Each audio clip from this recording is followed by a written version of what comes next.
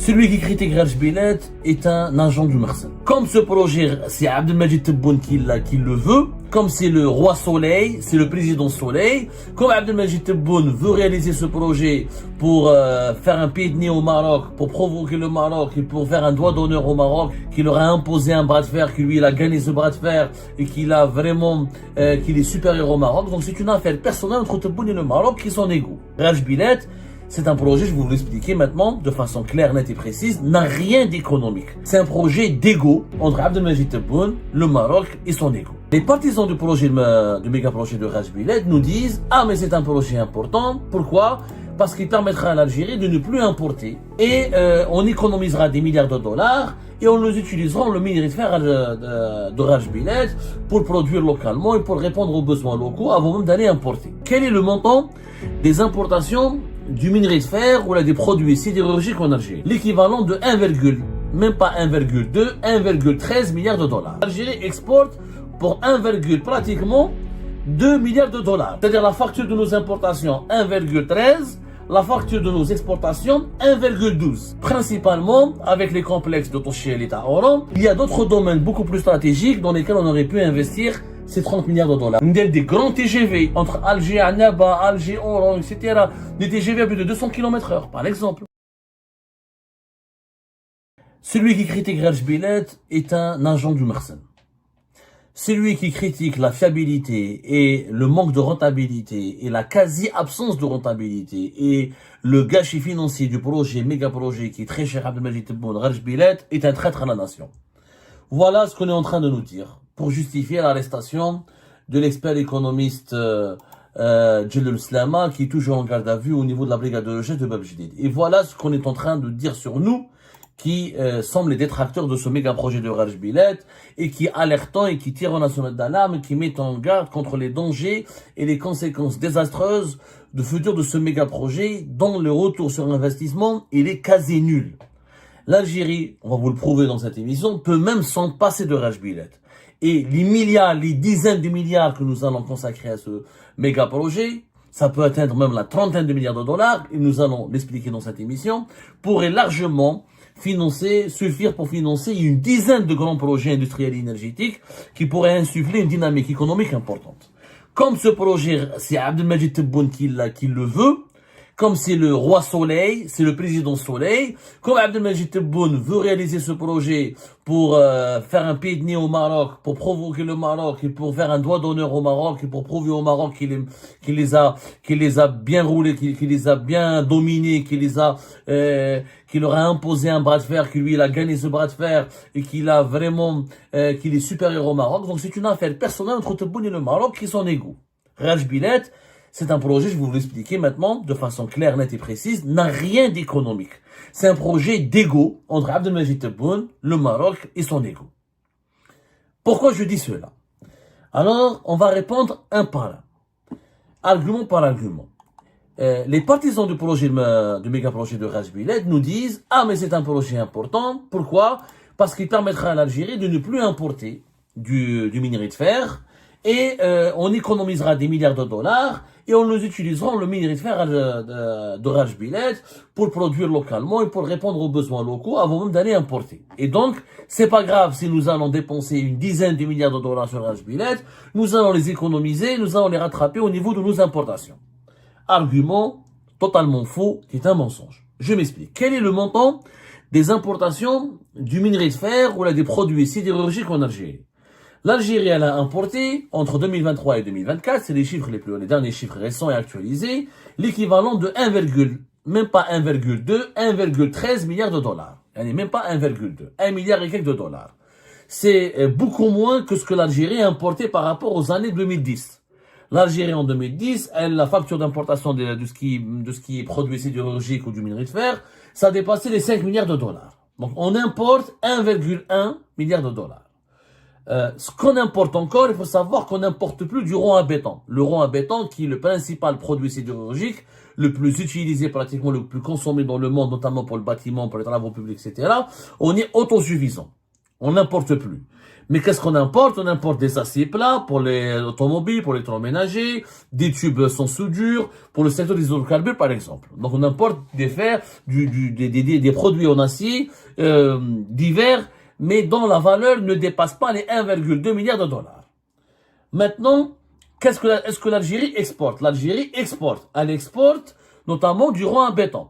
Parce qu'on est autosuffisant, on arrive même à exporter. L'Algérie exporte pour pratiquement 2 milliards de dollars en 2013-2024.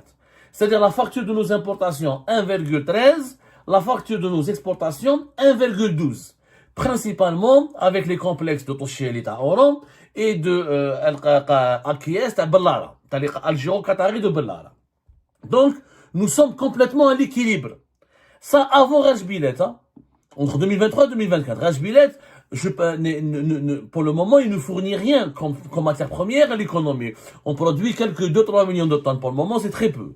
Donc, avant le lancement officiel et de Rajbilet, on est équilibré. On importe 1,13, on exporte 1,12. On est complètement équilibré. Nous n'avons pas de problème au niveau de la facture de nos importations, de l'acier et de la sidérurgie, puisque nous exportons autant que ce que nous importons. Clair, net et précis, l'équilibre il est là, le solde commercial il est quasiment à l'équilibre. Donc Rajbilet, qu'est-ce qu'il va apporter à l'Algérie au niveau de nos importations ou là au niveau de nos exportations, puisque nous avons une balance commerciale qui est équilibrée. Elle n'était pas équilibrée à l'époque de Bouteflika. Pourquoi? Parce que on n'avait pas encore le complexe de Bellara qui était opérationnel à 100%. Tosheli n'était pas encore opérationnel à 100%. Et l'État algérien avait lancé de grands projets. Les projets de l'autoroute Est-Ouest, les métros, les tramways, la grande mosquée d'Alger, les méga projets consommaient beaucoup d'acier. Là, on a terminé un de les méga projets. On n'a pas encore lancé de méga projets. Et nous avons de quoi couvrir notre demande locale et d'exporter. Donc, on est équilibré. Donc l'argument qui dit qu'il faut dépenser une dizaine jusqu'à 30 milliards de dollars juste pour Rajbilet, juste pour ne plus importer, est complètement faux. Déjà, on n'importe pas beaucoup et on exporte comme on importe. Maintenant, le coût de Rajbilet. Pourquoi beaucoup d'entre vous me posent la question, Abdou, pourquoi tu parles de 30 milliards de dollars et de temps en temps tu parles de 12 à 15 milliards de dollars? Nous allons faire maintenant, on va vous donner les chiffres avec une ventilation. Il faut savoir que Rajbilet, il a deux dépenses, deux types de dépenses. Les dépenses directes et les dépenses indirectes. Les dépenses directes, ce sont les fameux plus de 15 milliards de dollars qui peuvent normalement, avec le temps d'ici la fin de la réception du projet et le lancement de tout et l'exploitation opérationnelle à 100% de toutes les infrastructures de Rajbilet, vont coûter jusqu'à 20 milliards de dollars. Je vais vous donner la ventilation. Il y a les dépenses catégorie par catégorie. Les dépenses directes, c'est tout ce qui est infrastructure et structure et dépenses liées à la production, l'exploitation et la commercialisation du fer de Rajbilet. Il y a par la suite des dépenses indirectes. Les dépenses indirectes, c'est l'eau et l'énergie.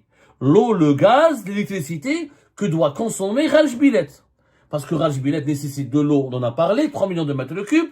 Il nécessitera du gaz, on en a parlé, quand il sera opérationnel, jusqu'à aujourd'hui, il consomme presque 1 milliard de dollars de gaz. Et d'ici 2040, quand il sera opérationnel à 100%, Rajbilet va nécessiter, il va consommer l'équivalent de plus de 4 jusqu'à 5 milliards de dollars de gaz.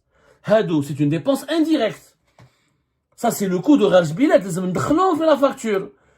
Et quand tu donnes le gaz, au lieu de l'exporter à l'étranger pour gagner de l'argent, on est en train de le donner à Rajbilet.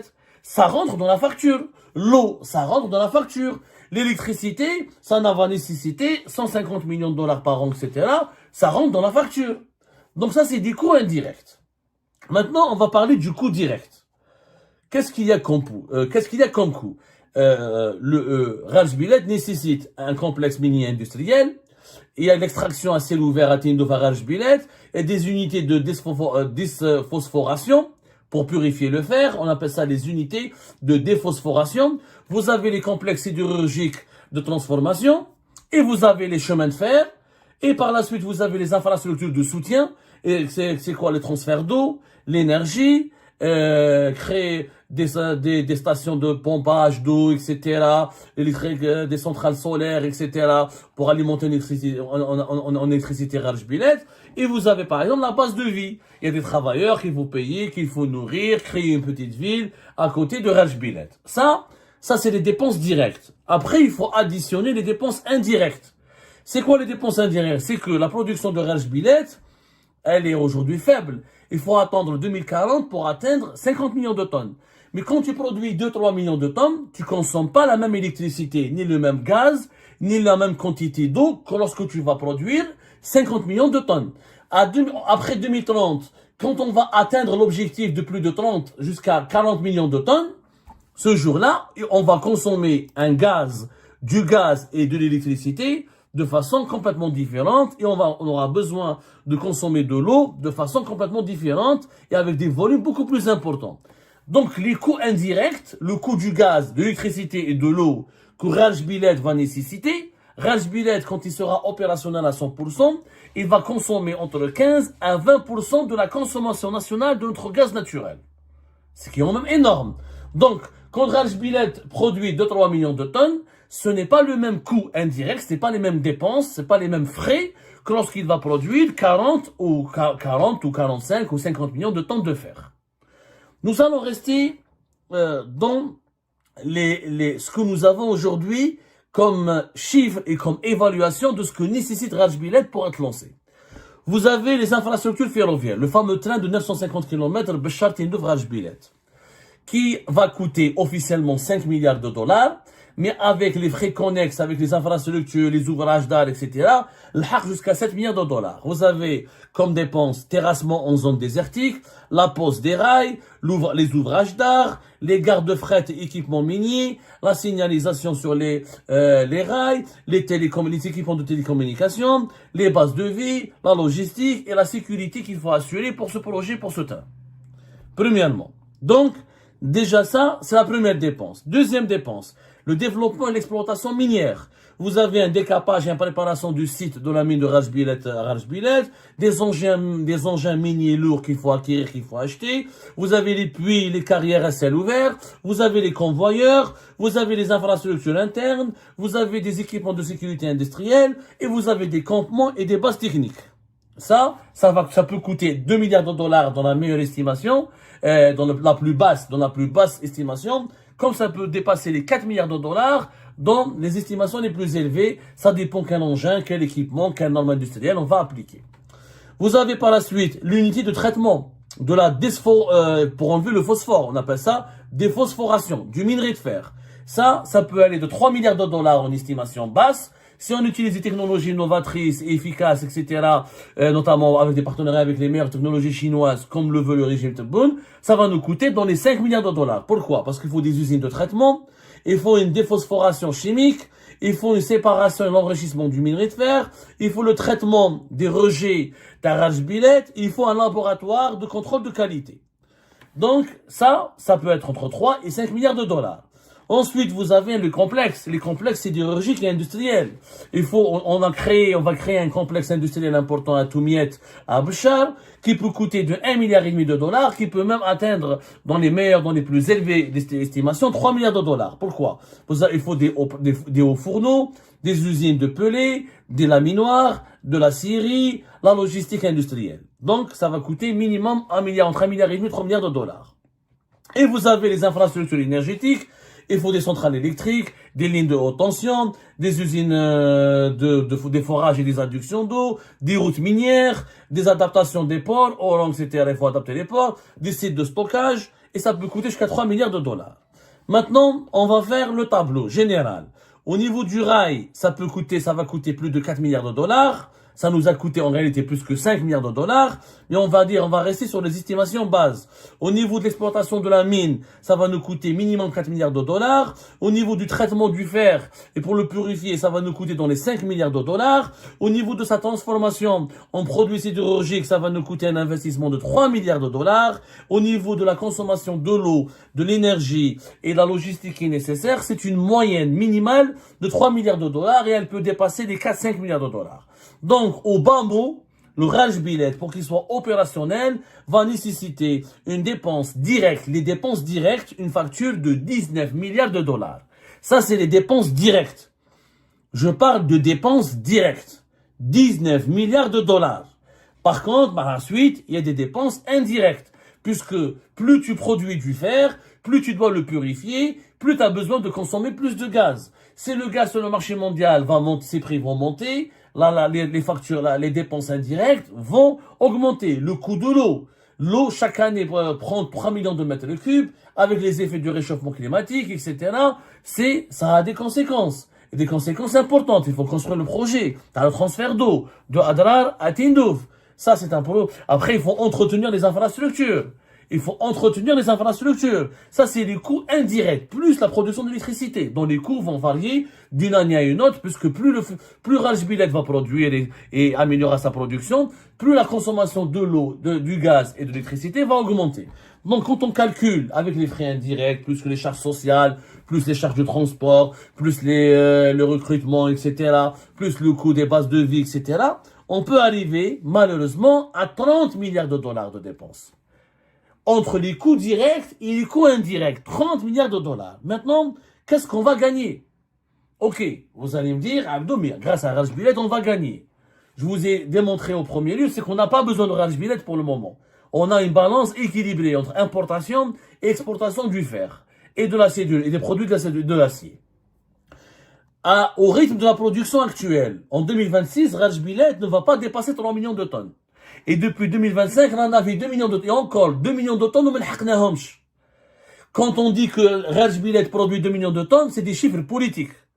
Et on sait que l'ancien PDG de la Sonarem, le principal groupe public impliqué dans la gestion de Raj Bilet, a été limogé, ou il a demandé à partir, mais en réalité, c'est lui qui a demandé à être limogé, à cause de son attitude face à ces chiffres mensongers qui sont communiqués à Tebboune. On n'arrive même pas à produire 2 millions de tonnes. Cette année 2026, dans le meilleur des scénarios, on va produire 3 millions de tonnes pour 2026. 3 millions de tonnes, si on exporte 50 à 70% de ce fer que nous allons produire, ça va nous ramener 1,8 milliard de dollars. 1,8 milliard. Uniquement le train Béchar Tindouf va nous coûter plus de 5 milliards jusqu'à 7 milliards avec son entretien. Donc, si on reste avec une production de 3 millions de tonnes qui est exportée à 70%, on va gagner 1,8 milliard. Donc, il faudra attendre 6 ans pour rentabiliser rien que le train. Je ne parle pas du gaz, de l'électricité, de l'eau et des autres dépenses, du coût de la production, de la transformation, des usines de transformation, etc. Donc, calcul très simple. Il faut pas sortir de Saint-Cyr. C'est une perte sèche. Nous allons dépenser presque 20 milliards de dollars dans une première phase pour gagner que 1,8 milliard de dollars avec une production de 3 millions de tonnes.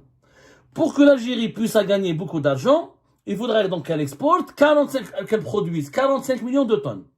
45 millions de tonnes avec 60% de parts destinées à l'exportation. Parce qu'attention, ce que nous allons produire pour le moment, Raj Bilet, ne part pas à l'exportation.